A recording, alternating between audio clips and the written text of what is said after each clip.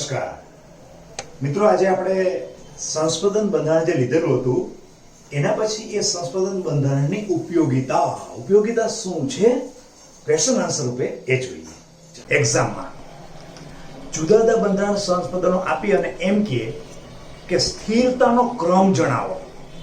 4 બંધારણ આપેલા હોય, પહેલા પ્રશ્ન વિશે ડિસ્કશન કરી લઈએ, પછી હું તમને નિયમ આપું.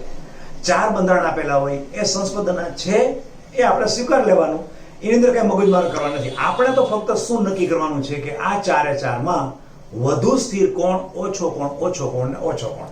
એટલે એબીસીડી નો ક્રમ ઉતરતો કે ચડતો જે કયો એ સામાન્ય પ્રશ્ન છે. આ બીજો એવો પણ પ્રશ્ન આવે જે આઈઆઈટી નો મેં લીધેલો છે, હું આઈઆઈટી નો કરાવીશ તમને. એમાં એવું છે કે 4 બંધારણો આપેલા, 4 બંધારણો A, B, C અને D, અને ફક્ત ઉપર નાની લીટી લખેલી which is unstable, અને 4 માંથી કયું અસ્થાયી છે. તો વિકલ્પ કયા હોય? A ની બાજુ A લખ્યું હોય, B ની બાજુમાં B લખ્યું હોય, C ની બાજુમાં C લખ્યું હોય, D ની બાજુમાં D લખેલું હોય. બરોબર? એટલે તમારે D જો હોય અનસ્ટેબલ તો તમારો જવાબ આવે ચોથો. ક્લિયર? હવે આ સ્થાયી સંસ્પંદન બંધારણ નક્કી કઈ રીતે કરવા? સંસ્પંદન બંધારણ નક્કી કરવા માટે આપણે સંસ્પંદન બંધારણ દોરવાના નથી, એ તો તમને તૈયાર આપેલા જ છે. ફક્ત સંસ્પંદન બંધારણ જે સ્થિર કોને કહેવાય એના માટે હું ક્રમ આપું છું તમને, કે પહેલો ક્રમ કયો લેવાનો. એટલે હું તમને જે પ્રમાણે ક્રમ આપું અને ઉદાહરણ આપું ને એ સાથે ઉદાહરણ લખજો કે પહેલો ક્રમ કયો. તો કે 2 બંધારણ તમને આપણે સાંકેતિક ભાષાવાળા બંધારણ લઉં છું, A, B, C, અને પાછું A, B અને C. અહીંયા 1, અહીંયા 2, અહીંયા 2, અહીંયા 1. આની ઉપર અંશ એટલે પ્લસ અને અહીંયા માઈનસ. આવું છે. અચ્છા, પ્લસ માઈનસ પહેલા હમણાં નહીં કરો, પહેલા એવું કરીએ 1, 2 અને આની અંદર સંસ્પંદન આવી રીતે છે. ચાલો, આ છે A અને B. પહેલી જ વસ્તુ પેલા આ લખી નાખજો કે આ બંનેમાં તમને એકબીજા વચ્ચે સંસ્પંદનની ઘટના થયેલી છે અને તમને જાણવાનું કહે છે. હમણાં ખાલી થિયરી પોર્શન સમજીએ આપણે કે આ બંનેમાં વધુ સ્થાયી કોણ વધુ સ્થાયી છે એવું કહ્યું છે. તો પહેલો નિયમ એવો છે કે બંને સંસ્પંદન બંધારણોમાં આપણે જેની અંદર સહસંયોજક બંધની સંખ્યા વધારે હોય એ હંમેશા વધારે સ્થાયી ગણાય. જેમાં કારણ કે કાર્બનિક સંયોજનમાં તો કયા બંધ? સહસંયોજક બંધ જ હોય ને. જેમાં સહસંયોજક બંધની સંખ્યા વધારે હોય એ વધારે સ્થાયી ગણાય. તો ગણો, આની અંદર A અને B વચ્ચે એક સહસંયોજક બંધ છે, જ્યારે અહીંયા B અને C વચ્ચે પાછો પણ એક સહસંયોજક બંધ છે. એનો મતલબ સહસંયોજક બંધની સંખ્યા 1 બરાબર 1 વત્તા 1, એટલે આની અંદર થઈ સહસંયોજક બંધની સંખ્યા 2. આની અંદર સહસંયોજક બંધ 1, 2 અને 3, 1, 2 અને 3, એટલે અહીંયા થાય છે 2 + 1 = 3. સહસંયોજક બંધની સંખ્યા જેની વધારે હોય એ સંયોજન વધારે સ્થાયી ગણાય. તો આ બંનેનો ભેગું કરતા જજો, લખતા જજો.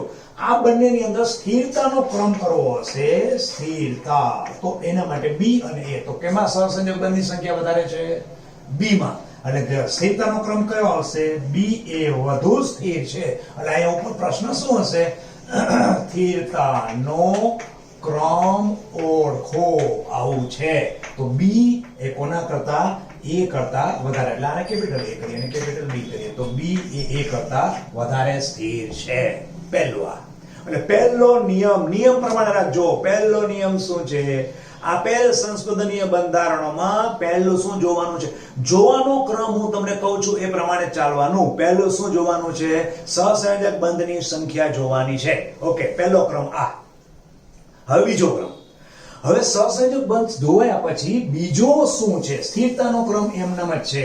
ઓકે, આની અંદર જે છે એ જ વસ્તુ હું પાછી અહીંયા મૂકું છું, અહીંયા હું પ્લસ મૂકું છું, અહીંયા માઈનસ મૂકું છું. હવે બીજો નિયમ. પણ બીજો નિયમ જતા પહેલા આપણે પહેલા નિયમમાં જવાનું છે. દર વખતે આજ કરો, પછી હું બધા ભેગા નિયમ લઈને બનાવીશ અને એ બની જશે આપણું નીટ કે JEE કે IIT બની જશે. પણ ક્રમ આપણો ફિક્સ, હાથીની ચાલ. પહેલો આ જ પગથિયું. ઓકે, પહેલું પગથિયું સહસંયોજક બંધની સંખ્યા જોઈએ કેવું છે. સહસંયોજક બંધ 1, 2, 3, ટોટલ બંધની સંખ્યા અહીંયા થાય છે 3. અહીંયા 1 2 3, અહીંયા પણ 3 ની સંખ્યા થાય છે એટલે આ 3 કરીએ 3 થાય છે. બંનેમાં સહસંયોજક બંધ સંખ્યા સરખી. આવા સમયે સેકન્ડ સ્ટેપ શું? તો કે જે તટસ્થ હોય એ વધુ સ્થાયી હોય. હવે બીજો નિયમ શું છે? આપેલ સંયોજનમાંથી તટસ્થ સંયોજન પણ ક્યારે? પેલું ક્રોસ થઈ ગયા પછી. પેલું ક્રોસ શું થઈ ગયું? સહસંયોજક બંધની સંખ્યા જે બાર સમાન આવે ત્યાં તમારે બીજું શું જોવાનું છે? અંદર તટસ્થ સંયોજન કોણ છે તો જોઈએ. તો અહીંયા અંદર કોઈ જાતનો ઉપર વીજભાર નથી. તો આની અંદર બે વીજભાર છે. તમે કહેશો સર આની અંદર તટસ્થ જ છે ને, માઈનસ અને પ્લસ. તટસ્થ છે ને, તટસ્થ છે નો ડાઉટ. પણ તમે સ્થિરતાની વાત કરો એટલે વિચારો બેટા. આ સંયોજન પડેલું છે, મારી પાસે કોઈ ધનભાર આવે તો સીધી વાત છે આ ચલિત થવાનું ચાલુ થાય, હેમરિંગ થવાનું ચાલુ થાય. એ જ હું ધનભાર અહીંયા આવું અને કાંઈ નો ફરક પડે. મારી પાસે ઋણભાર હોય, ઋણભાર આવું એટલે આ સીધો ધૂમ ધૂમ ધૂમ ધૂમ ધૂમ ધૂમ ધૂમ ચાલુ થાય. એનો મતલબ એ જ ઋણભારમાં અહીંયા લઈ જાઓ અને કાંઈ નો ફરક પડે. એટલે એવું નહીં કરતા. આઈન્સ્ટાઈનની માસી બનવાનો પ્રયત્ન કરો, આઈન્સ્ટાઈનનો મામો બનવાનો પ્રયત્ન કરવાનો, પાછું એ જોવાનું. એ કરવાની જરૂર નથી, એ જોવાનું છે. આપણે એમને સર આ તટસ્થ છે, પહેલું તટસ્થ છે બેટા, સાચી વાત છે. પણ તમે સ્થિરતાની વસ્તુ વાત કરો તો કોઈ ધન ભર કણ આની બેની વચ્ચે મૂકશો તો શું છે?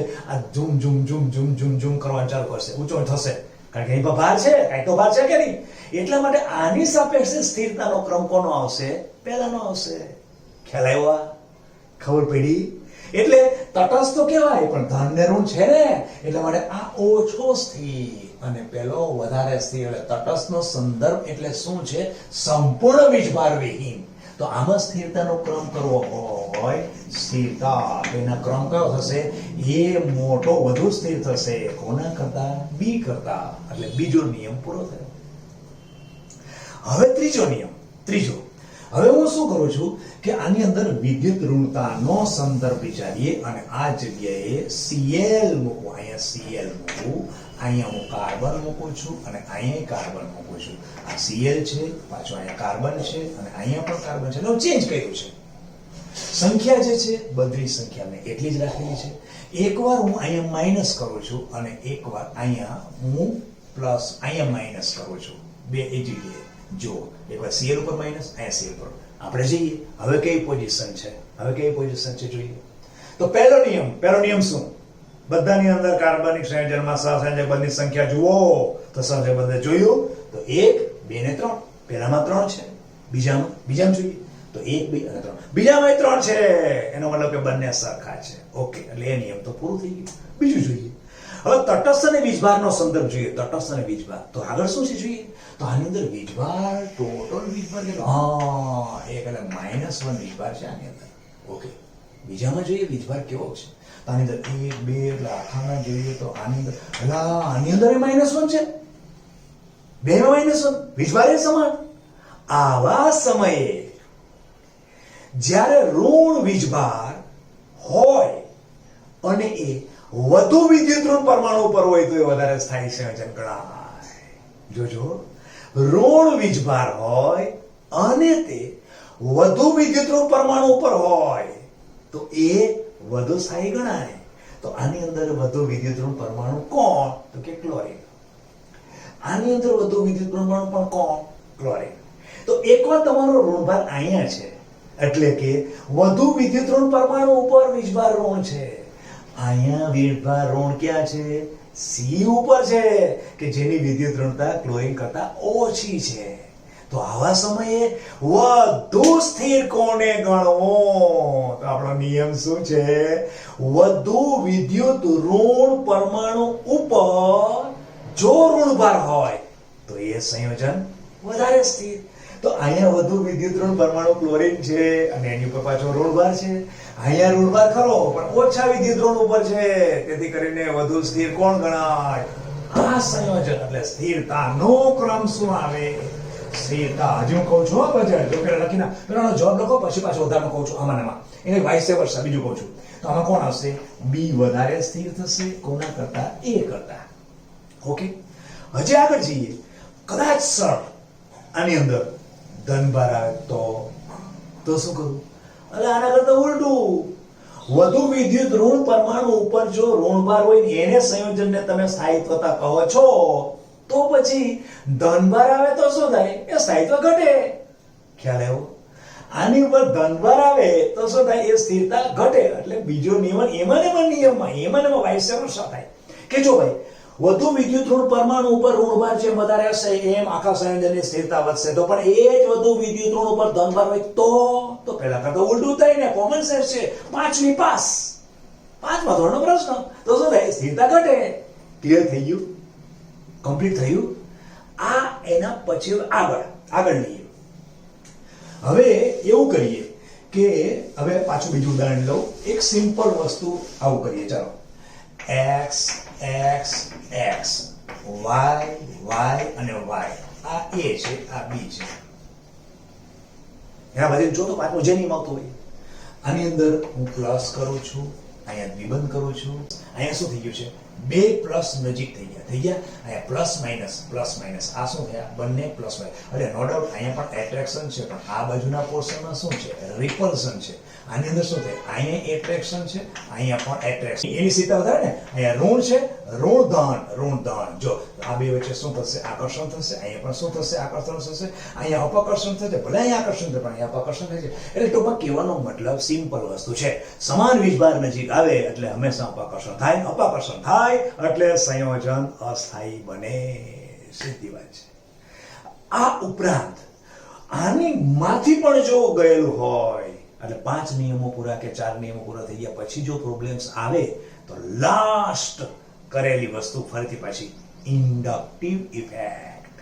એટલે I માઇનસ અને I પ્લસ એટલે બે અસર આપણે કાર્બનિક સંયોજનમાં કરવાની હતી. એમાં બીજી અસર અત્યારે ચાલે છે. પેલી આપણે કરી હતી ઇન્ડક્ટિવ ઇફેક્ટ એટલે કે પ્રેરક અસર, અને બીજી અસર કરી છે રેઝોનન્સ એટલે કે સંસ્પંદનની અસર. અને સંસ્પંદનની અસરમાં છેલ્લે આપણે કરીશું કે અહીંયા કાંઈ નથી, બધા ઊંચા થઈ ગયા, હવે શું કરવું? તો હવે લઈએ એના પછી લેશું શું? I માઇનસ અને I પ્લસ અસર. પણ પહેલા થોડા એક દ્રષ્ટાંતો જોઈએ. આની અંદર એક દ્રષ્ટાંત તમને લખાવું છું. એ દ્રષ્ટાંતના બેઝથી કરતા જઈએ. ચાલો, એક દાખલો છે. એક આવો carbon oxygen oxygen oxygen minus minus. એક આ લીધું. એના પછી carbon oxygen oxygen minus minus. અહીંયા ઓક્સિજન, અહીંયા પ્લસ, અહીંયા માઇનસ. પછી કાર્બન, અહીંયા ઓક્સિજન પ્લસ માઇનસ ઓક્સિજન અને ઓક્સિજન. હવે આને શું પૂછ્યું છે? A B અને C. આ ત્રણેયને હું અલગ કરું છું એટલે તમને વધારે થોડો ખ્યાલ આવશે. હવે આની ઉપર સ્થિરતાનો ક્રમ નક્કી કરવાનો છે. સ્થિરતાનો ક્રમ. તો પહેલો નિયમ કરીએ. પહેલો નિયમ શું છે? પહેલો નિયમ છે કે બંધની સંખ્યા નક્કી કરો. બંધની સંખ્યા નક્કી કરી. 1 2 3 4 4 બંધ. અહીંયા 1 2 ને 3 3 બંધ છે. અહીંયા 1 2 3 3. એનો મતલબ સૌથી વધારે સ્થિર આ થઈ ગયો. જોજો બેટા કેવી રીતે કરતા જજો. જે નીકળી ગયો કાઢ નાખો. આંટી તમારી કોમ્પિટિશન બે વચ્ચે થઈ ગઈ હવે. તો બંનેની અંદર 2 ઋણ 2 ઋણ 3 ઋણ 1 2 ને 3. અહીંયા 1 2 ને 3 ઋણ 1 પ્લસ 1 પ્લસ. અચ્છા, એ તો સેમ છે. તો તટસ્થ તો છે નહીં. તટસ્થ છે નહીં તો શું કરવું? હવે કરશું ઋણ વીજભાર સાની ઉપર છે. સાની ઉપર છે. જોઈએ આની અંદર ઋણ વીજભાર ઓક્સિજન ઓક્સિજન ઓક્સિજન ઓક્સિજન બરોબર છે. અહીંયા ધન વીજભાર અને ઋણભાર આ બેની કલ્પના કરો. આ ધન વીજભાર ઋણભાર. તો અહીંયા ઋણ વીજભાર કોની ઉપર છે અને અહીંયા ઋણ વીજભાર કોની ઉપર છે? અહીંયા વધુ વિદ્યુત ઋણ પરમાણુ ઉપર ઋણભાર છે. અહીંયા વધુ વિદ્યુત ઋણભાર ઉપર પરમાણુ ઉપર ધનભાર છે. વધુ વિદ્યુત ઋણ પરમાણુ ઉપર જ્યારે ધનભારિત હોય ત્યારે એની સ્થિરતા ઘટાડે. વધુ વિદ્યુત ઋણ પરમાણુ ઉપર ઋણભાર હોય તો એની સ્થિરતા વધારે. તો બેની કોમ્પિટિશનની અંદર વધારે કોણ મેદાનમાં રહી જાય છે? બી. એનો મતલબ કે ક્રમ શું થયો? બી અને પછી સી. છે ને એકદમ સહેલું. એકદમ સહેલું, જબરજસ્ત સહેલું. જે વસ્તુ નોર્મલ કદાચ રેઝોનન્સ સ્ટ્રક્ચર કે આપણા નિયમો ન ભણ્યા તો આપણે ખ્યાલ ન આવે કે આવા પ્રકારની સ્થિરતા કઈ રીતે સર નક્કી કરવી, એ ખ્યાલ ન આવે. હવે તો દ્રષ્ટાંત લઈએ છીએ. પહેલા લખી નાખો. હવે એક એસિટિક એસિડનું દ્રષ્ટાંત લઈએ. Acetic acid CA. હવે આ ચારે ચાર છે. એમાં પેલો સ્થિરતાનો ક્રમ જણાવો. ક્વેશ્ચન સ્થિરતાનો ક્રમ જણાવો. ચલો પહેલો નિયમ કરીએ. પહેલા નિયમની અંદર સૌપ્રથમ બંધની સંખ્યા જોઈએ. બંધની સંખ્યા તો અહીંયા 1 2 3 4 અને 5 5 બંધ છે આની અંદર 1 2 3 4 અને 5 આમાં પણ 5 છે 1 2 3 ને 4 આમાં 4 છે 1 2 3 ને 4 એમાં બેયમાં 4 છે એનો કોમ્પિટિશન આની બેની વચ્ચે છે કોમ્પિટિશન આ બેની વચ્ચે છે એટલે પહેલું કોમ્પિટિશન આ થાય હવે પહેલા બેની વચ્ચે નક્કી કરો કે કેની વચ્ચે છે જો આ બે વચ્ચે કોમ્પિટિશન પહેલું અને બીજું એમાં કોણ વધારે સ્થાયી છે તો જુઓ કે આની ઉપર કોઈ જાતનો ભાર જ નથી સંયોજનમાં જ્યારે આની અંદર ધનને ઋણ છે તટસ્થની દ્રષ્ટિએ આપણને ખબર છે કે આ વધારે તટસ્થ ગણાશે કારણ કે આમાં ધનને ઋણ છે અને કઈ ધન લેવો કે ઋણ લેવો તો હેમરિંગ ચાલુ થઈ જાય હમણાં મેં તમને કીધું એટલે પહેલું આવી ગયું એ વધારે અને બી ઓછું એટલે પહેલા બે તો નીકળી ગયા આ બંને નીકળી ગયા પહેલા બે નીકળી ગયા હવે આની અને આની વચ્ચે કોમ્પિટિશન છે અને આની વચ્ચે કોમ્પિટિશનમાં જુઓ તો બંધ સરખા છે ધનને ઋણે છે પરંતુ ઋણ ભાર જુઓ અહીંયા ઋણ ભાર કોની ઉપર છે ઓક્સિજન ઉપર છે અહીંયા ઋણ ભાર ઓક્સિજનની ઉપર ન રહેતા ઓક્સિજન ઉપર કેવો છે ધન ભાર બંનેમાં વધુ વિદ્યુત ઋણ પરમાણુ કોણ ઓક્સિજન ઉપર વધુ વિદ્યુત ઋણ પરમાણુ ઉપર જેમ ઋણ ભાર વધશે એમ સંયોજનની સ્થિરતા વધે છે એનો મતલબ કે આ એટલે કે સી અને ડી બંનેની કોમ્પિટિશન આવે તો સી ની સ્થિરતા વધારે છે એનો મતલબ કે પછી કોણ આવશે સી અને પછી ડી લખી નાખો આ ક્રમ સાચો પ્રશ્ન નીચેનામાંથી સ્થિરતાનો ક્રમ જણાવો એમાં 1 2 A B C અને D ચારે ચાર ની અંદર આપણે જે નિયમો કર્યા છે એ બેઝ થી ચાલે તો પહેલો નિયમ કયો સહસંયોજક બંધની સંખ્યા આની અંદર કેટલી છે 1 2 3 4 આ બી માં 1 2 3 અહીંયા 3 છે અહીંયા 4 છે 4 3 પછી અહીંયા 1 1 2 ને 3 એટલે અહીંયા પણ 1 2 ને 3 એટલે 4 અહીંયા પણ 1 2 3 એનો મતલબ કે અહીંયા અને અહીંયા બંધની સંખ્યા 4 છે જુઓ 1 2 3 4 1 અને 3 4 એનો મતલબ કે પહેલી કોમ્પિટિશન આની વચ્ચે થાય સીધી વાત છે પહેલા આ બે વચ્ચે નક્કી કરો કે આ બંનેમાં વધારે સ્થિર કોણ છે પહેલા આ નક્કી કરો હવે આની અંદર નક્કી કરવા માટે બંનેમાં વીજભાર ધન ઋણ છે પછી હવે એ પણ સરખું છે તો આગળ જઈને શું કરશું તો વધુ વિદ્યુત ઋણ પરમાણુ ઉપર શું ઋણભાર છે તો આની અંદર જુઓ નાઇટ્રોજન એની ઉપર અને અહીંયા ઋણભાર કાર્બન ઉપર કાર્બન અને નાઇટ્રોજનની સરખામણી કરીએ તો વધુ વિદ્યુત ઋણ પરમાણુ કોણ છે તો કે નાઇટ્રોજન છે એનો કે નાઇટ્રોજન વધુ વિદ્યુત ઋણ પરમાણુ છે અને એની ઉપર પાછો ઋણભાર છે ઓકે તો એનો મતલબ કે અહીંયા એક તો વસ્તુ થાય છે તો આમાં બીજું કઈ થયું એક તો ઓછા વિદ્યુત ઋણ ઉપર ઋણભાર છે અને બીજા નંબરમાં વધુ વિદ્યુત ઋણ પરમાણુ ઉપર ધનભાર છે એ તમારી ઓલરેડી સ્થિરતા ઘટાડે તેથી કરીને આને ફરીથી સમજીએ તો અહીં નાઇટ્રોજન વધુ વિદ્યુત ઋણ પરમાણુ છે એની ઉપર ઋણભાર છે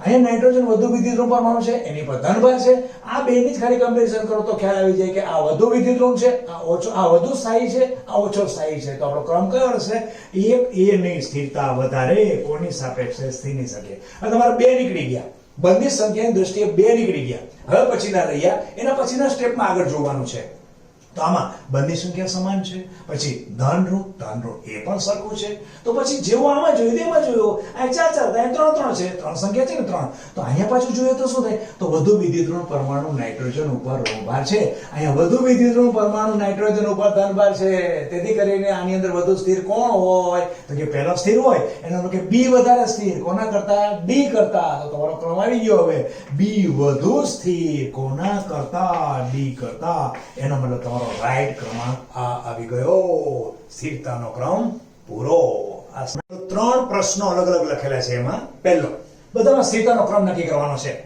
A B અને C પહેલાની અંદર આમાં નક્કી કરીએ તો આની અંદર પહેલું સૌપ્રથમ શું કરવાનું પહેલા સૌપ્રથમ બંધની સંખ્યામાં 1 2 3 બંધ છે આની અંદર 1 અને 2 બંધ છે આની અંદર 1 2 3 એનો મતલબ કે કોમ્પિટિશન 1 અને એટલે A અને C વચ્ચે કોમ્પિટિશન છે હવે એની અંદર આગળ જોવાનું છે કે વીજભારની દ્રષ્ટિએ શું છે તો બંને વીજભાર અહીંયા કોઈ વીજભાર નથી અહીંયા વીજભાર છે એનો મતલબ કે આ અને આ બંનેમાં તટસ્થ આપણે આને ગણીએ છીએ એટલે વધુ સ્થિર આ થયો એટલે ક્રમ આવ્યો A કોના કરતા C એટલે નેચરલી છેલ્લે B આવી જાય એટલે ક્રમ થઈ ગયો આ પહેલો જવાબ બીજાને કરીએ બીજાની અંદર બંધની સંખ્યા પહેલા બંધ 1 2 અને 3 અહીંયા 1 2 અહીંયા 1 અને 3 એનો 2 ને 3 થયા એનો મતલબ કે બંનેમાં બંધની સંખ્યા સમાન છે તો પછી બીજું શું જોઈશું તો કે બીજામાં આમાં વીજભાર ધન ને ઋણ છે, આમાં કોઈ વીજભાર નથી, એટલે આ કેવો છે? તટસ્થ. પહેલા જેવો સેમ પ્રશ્ન છે, એટલે એ વધારે સ્થિર થાય કોના કરતા? સી કરતા. એટલે અહીં સ્થિરતાનો ક્રમ વધુ કોણ? એ કોના કરતા? સી કરતા. અને નેચરલી છેલ્લે કોણ આવે? બી આવી ગયો. એટલે આ ક્રમ આપણો સાચો. એટલે બીજો જવાબ આવી ગયો. હવે ત્રીજા જવાબની અંદર ખાસ મારે તમને લેવાનું હતું, કેમ કહેવાનું હતું આ વસ્તુ કે આપણો સહજતાથી એક બાળક બુદ્ધિથી જવાબ કેવો આવશે તો કે આની અંદર બંધ કેટલા? તો કે 1 2 અને 3. તો આમાં પણ કેટલા? 1 અને 2 એટલે 3 થયા.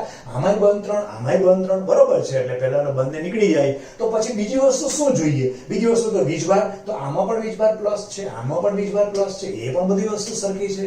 તો ત્રીજી વસ્તુ પછી શું જોઈએ? તો કે આની અંદર વધુ વિદ્યુત ઋણ પરમાણુ નાઇટ્રોજન છે, એની પર ધનભાર છે. ઓકે, એની ઉપર ધનભાર છે. અહીંયા ધનભાર આની ઉપર છે. એનો વધુ વિદ્યુત ઋણ પરમાણુ નાઇટ્રોજન ઉપર જો ધનભાર હોય તો તેની સ્થિરતા ઘટાડી દે. એનો મતલબ કે આપણે સહજતાથી વિચારીએ કે આના કરતા આ વધારે સ્થિર હોવો જોઈએ, આવું વિચારીએ, હોવો જોઈએ. પણ વાસ્તવમાં એ જવાબ સાચો નથી. અરે સર કેવું તમે કહો છો? આવું થોડું ચાલે. અરે બેટા, હજી વધારાનો નિયમ સંયોજકતા. નાઇટ્રોજનની સંયોજકતા જુઓ. દ્વિબંધ નાઇટ્રોજન આ 2 થઈ, 3 બીજા કોણ છે? હાઇડ્રોજન. એનો મતલબ કે નાઇટ્રોજનની સંયોજકતા કેટલી થઈ? 5. પેન્ટાવેલેન્ટ. 5 સંયોજકતા નાઇટ્રોજનની શક્ય નથી. એનો મતલબ કે આ સંયોજન બને જ નહીં. બને તો ધૂમ છૂટું થઈ, બને તો ધૂમ છૂટું થઈ. એનો મતલબ કે આ સ્થિર ન હોય, થોડું ઘણું પણ કંઈક સ્થિર હશે ને તો આ હશે. એનો મતલબ ક્રમ આપણો બતાવો. આ તો બને નહીં, પણ બતાવો હોય તો સર આપણે શું કરી શકીએ? આનો ક્રમ કયો બતાવી શકીએ? એ વધારે સ્થિર. કોની સાપેક્ષે? બી ની સાપેક્ષે. આ વસ્તુ મેઇન હતી. શું છે? જો આઈઆઈટી ની અંદર પૂછાયેલો છે 1999 એમાં પૂછા 1999 માં પ્રશ્ન પૂછાયેલો છે, જેમાં કે છે પ્રશ્નને બરાબર સમજો કે છે શું? સૌથી ઓછો સ્થાયી કોણ? ઓછો સ્થાયી કોણ છે એ પકડવાનો છે, નહીં કે વધુ સ્થિર. ઓછો સ્થાયી કોણ છે પકડવાનો છે. બધાનું ઓબ્ઝર્વેશન કરો. એટલે આની અંદર ધનભાર એક છે, નાઇટ્રોજન ઉપર છે, ઓછો સ્થાયી હશે. આની ઉપર ધનભાર નાઇટ્રોજન ઓછો સ્થાયી હશે. આની ઉપર, અરે આ તો બધા ઉપર ધનભાર નાઇટ્રોજન ઉપર છે. એનો મતલબ કે કોઈ પણ જગ્યાએ એવું કોઈ ખરું કે વધુ વિદ્યુત ઋણ પરમાણુ હોય? હા, વધુ વિદ્યુત ઋણ, પણ આની પર ઓછો વધુ વિદ્યુત ઋણ પરમાણુ પર ઉભા છે તો વધારે સ્થિર હશે. તો એને તો લેવાનું નથી. આપણે અસ્થાયીની સંદર્ભમાં જોઈએ તો નાઇટ્રોજન વધુ વિદ્યુત ઋણ પરમાણુ પર ધનભાર હોય તો એનો મતલબ કે બધા અસ્થાયી જોવા મળે છે.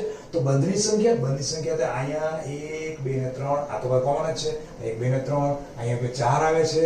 અહીંયા તો 4 આવે તો સ્થિર ગણાય, એ તો લેવાનું નથી. તો અહીંયા 3 આ 3 તો આ 3 માંથી કોઈ હોઈ શકે. તો 3 ની અંદર વધુ વિદ્યુત ઋણ પરમાણુ અહીંયા છે, વધુ ઓક્સિજન અહીંયા છે, તેની ઉપર આ તો સ્થિર ગણાય. એનો કે આ અસ્થાયી હશે. આ અસ્થાયી હોવો જોઈએ. અચ્છા, લાગે છે આ અસ્થાયી. આ ગદ્દાની કમ્પેરમાં આ અસ્થાયી લાગે છે, પણ પાછું વધારે આગળ જોઈએ તો અસ્થાયી માટે એ પણ નથી ને કે સંયોજકતા વધી જતી હોય. સંયોજકતાના સંદર્ભમાં જુઓ તો સી કંઈક મેદાન મારી જાય છે. જુઓ સી ની અંદર શું થાય? સી ની અંદર નાઇટ્રોજનની સંયોજકતા 1 2 3 અને 4. એનો મતલબ વધારે થાય એટલો મતલબ કે સંયોજન આ શક્ય જ ન બને. એનો મતલબ કે વધુમાં વધુ જો કોઈ અસ્થિર હોય તો સી એટલે સી નો સી. આ જવાબ આપણો સાચો રહે. બીજો છે આઈઆઈટી નો 2007 નો પ્રશ્ન. આઈઆઈટી કે જેડબલ્યુ માં છે? મને આઈઆઈટી ખરી બેમાંથી એક છે. આઈઆઈટી અથવા તો જેડબલ્યુ બેમાંથી એક છે. 2007 ની અંદર છે. હવે આ પ્રશ્નમાં એમ પૂછ્યું છે પાછું ઓછો સ્થાયી કોણ? ઓછો સ્થાયી તો બંધની સંખ્યા જોઈએ. તો અહીંયા 2 3 4 5 6 7 ને 8. અહીંયા 2 3 4 5 6 7 અને 8. અહીંયા 1 2 3 4 5 6 7 અને 8. આની અંદર 1 2 3 4 5 6 7 અને 8. નીચે ઓક્સિજન છે અને માઇનસ છે. એનો મતલબ કે 8 છે. તો ધનભાર અને ઋણભારની સંખ્યા દ્રષ્ટિએ જોઈએ તો તટસ્થ કોઈ છે જ નહીં. તો અહીંયા 2 ધનભાર 2 ઋણભાર. અહીંયા 2 ધનભાર 2 ઋણભાર. અહીંયા ધન એટલે 2 ધન અને 2 ઋણ. આની અંદર 2 ધન અને 2 ઋણ 3 ભાર ઋણ બરાબર છે. સંખ્યા બધની સરખી છે. વધુ વિદ્યુત ઋણ પરમાણુ ઉપર વધુ વિદ્યુત ઋણ પરમાણુ તો જોશો તો સ્થાયી છે. તો એવું તો નથી કે કોઈ જગ્યાએ સંયોજકતાની દ્રષ્ટિએ 1 2 3 4, નાઇટ્રોજન સંયોજક 1 2 3 4, નાઇટ્રોજન સંયોજક 1 2 3 4, નાઇટ્રોજન સંયોજક 1 2 3 4, બધું વસ્તુ સરખું છે. તો પછી એવું ખરું કે કોઈ જગ્યાએ સમાન વીજભાર નજીક આવી જતો હોય, તો આની અંદર ધનની બાજુમાં ધન થાય છે. આમાં ધનની બાજુમાં ઋણ, ધનની બાજુમાં ઋણ, ધનની બાજુમાં ઋણ, અચ્છા ધનની બાજુમાં ઋણ. એનો મતલબ કે આ એક જ સંયોજન એવું છે કે જેની અંદર 2 ધન નજીક આવી જાય છે. તો 2 ધન નજીક એટલે ધનની બાજુ એટલે રિપલ્શન વધારે થાય, અપાકર્ષણ વધારે થાય. એનો મતલબ કે આ સંયોજનની અંદર અપાકર્ષણ જેટલું થાય એટલું એક પણ સંયોજનમાં અપાકર્ષણ નહીં થાય. એનો મતલબ શું થયો? સૌથી અસ્થાયી, તમને શું ઓછો સ્થાયી એનો મતલબ શું? અસ્થાયી. તો જે કરીને આપણો જવાબ કોણ આવશે? જવાબ એ આવશે તમને આની જેમ જ નીચે શું આપેલું? A માં A, B માં B, C માં C, D માં D આવી રીતે આપેલું હોય તો આપણો જવાબ કયો થશે? એ જવાબ સાચો. તો મિત્રો આજે આપણે સંસ્પંદન અસરની એપ્લિકેશન જોઈ. હવે પછીના નેક્સ્ટ લેક્ચરની અંદર સંસ્પંદન અસર પછી અને જેવું જસ્ટ સેમ નજીક છે મેસોમેરિક અસર, આના વિશે જોઈશું. અને અત્યારે આપણે આ લેક્ચર સ્ટોપ કરીએ. નમસ્કાર.